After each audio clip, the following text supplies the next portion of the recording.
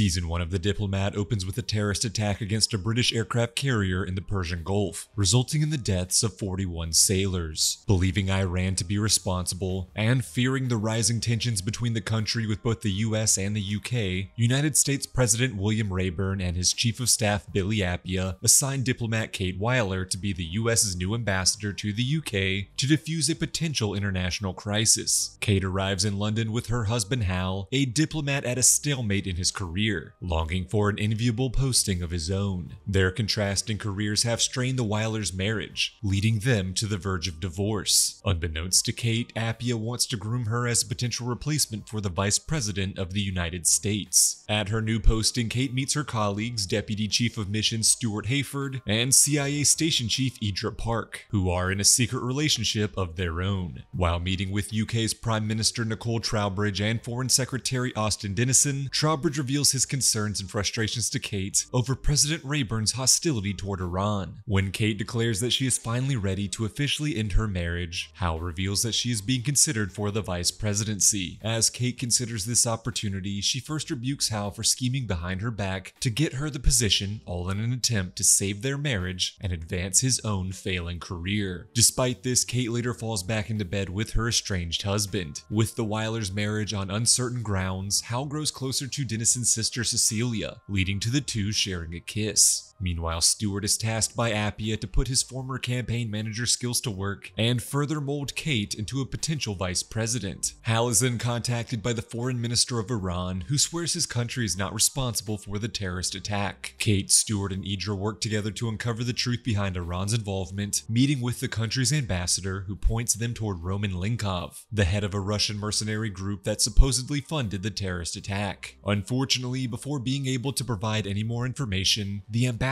drops dead from a heart attack. Kate, Hal, and Stuart take this revelation to Trowbridge and Dennison. The hasty Trowbridge wants to take military action against Russia, but the diplomatic Dennison warns that this could lead to a nuclear retaliation. As Kate and Dennison work closely together in their attempts to sway Trowbridge toward diplomatic sanctions over all-out war, they also begin to develop romantic feelings for each other. Eventually, everyone comes to the compromise of a targeted attack on Linkov's soldiers occupying Libya. Trowbridge agrees to this proposal, but US Secretary of State Miguel Ganon opposes it in an attempt to make President Rayburn look bad so that Ganon can try to steal the presidency for himself. Hal realizes these machinations and helps Kate convince Rayburn to overrule Ganon and approve the military action. With Ganon's machinations exposed, Rayburn secretly makes plans to fire him, leading Hal to concoct a scheme to have himself named the United States' new Secretary of State. After making a speech about doing whatever is necessary, Hal catches the attention of an extremely conservative member of parliament named Merritt Grove. Grove offers to meet with Hal to discuss supporting his efforts in being named Secretary of State, leaving Kate even more upset with her estranged husband's selfish career machinations. Meanwhile, after learning that Stuart plans on leaving London to work alongside Kate in DC should she be officially named vice president, Eidra becomes furious and distraught. Stuart had previously convinced Eidra not to take a new assignment in Cairo so that they could continue their romance, but he refuses to show her the same courtesy. And so, Eidra breaks up with Stuart. With the Libya plan set, Kate meets with the Russian ambassador to inform him of the attack, leading to the ambassador denouncing any Russian involvement with Linkov's mercenary group, and even supplying the location of Linkov himself in France. Realizing she can avoid military action altogether, Kate convinces both President Rayburn and Prime Minister Trowbridge to abort their Libya mission and instead arrest Linkov in France. Kate and Dennison travel to Paris to seek the support of French officials in arresting Linkov on their soil. The official meeting takes place at a massive party inside the Louvre, where Kate's red dress turns many heads, including the head of her forbidden crush Dennison. At the party, Kate meets with French Minister of the Interior Brielle Fournier, who agrees to allow action to be taken against Linkov in France, though claims that instead of the intended arrest, she has received intel that the British plan on assassinating the mercenary leader. Kate is blindsided by this news, feeling especially betrayed by Dennison. Dennison assures assures her that he is just as shocked by this revelation as she is. And that's when the pair realize that Trowbridge wants Linkoff dead so that he can't be apprehended and reveal that it was in fact the Prime Minister himself who staged the terrorist attack in an attempt to set himself up as a hero to the public. As the season comes to a close, Hal arrives for a meeting with Merritt Grove despite Kate's demands for him not to. Kate's loyal ally Stuart arrives to stop the meeting just as a bomb explodes in Grove's car, leaving the fates of everyone in the area unknown.